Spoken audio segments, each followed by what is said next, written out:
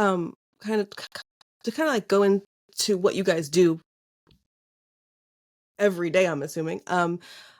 When you guys are at events and such, how are you finding work-life balance there? Because I know you're in it, you're busy, you have stuff going on, you have people calling you, you have people asking you to do things. How do you find time within those spaces to kind of regroup for yourself? Yeah, I can start. So being on site at a program for my current company, that kind of what that looks like is going to travel. So I'll be outside of my home environment, typically staying at a hotel, working the event, whether that be usually early in the morning, opening registration until after the evening program at night. So that might be from 7 a.m. until 11 p.m. Just working on that one program, but we in the event space are working on many programs at once. And so all of the other things on our plate also have to get done. And so I think when I first started, that was a little challenging to manage that. And I would get back to my room at 11, my hotel room, and I would work on other projects until late at night and have to be up way early in the morning again.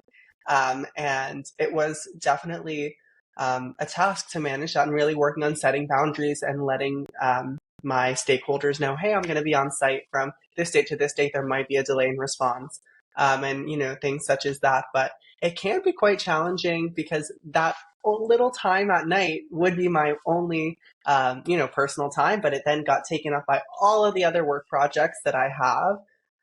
But I think um, really finding those little moments to maybe call home, call family, catch up with friends on the phone throughout the day. If you have a 5 minute break, is really grounding for me. I think sometimes I get so locked into the program that I'm currently on.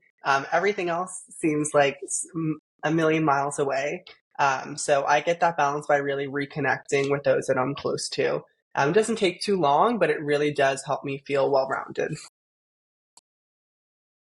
Well, you're better balanced than me. I don't really, when I'm at a program, I don't, first of all, I know you're correct in us. We're always planning the next event. There's so many things that you have to do in advance for the next event. So Right. it's never like a little box where, okay, today you're only going to focus on this.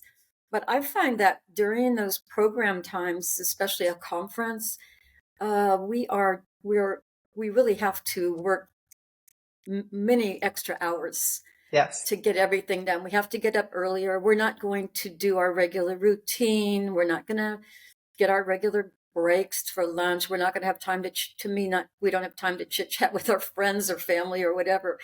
And we have to work a lot later because we have to get everything ready and then we have to clean everything up and prepare for the next day. But I think that's the one thing about our industry is that we know that during those programs, we have to kind of give up our work-life balance.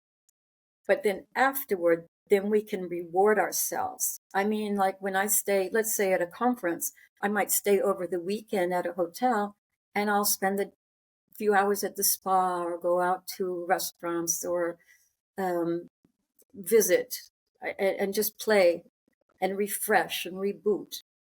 And that's the reward.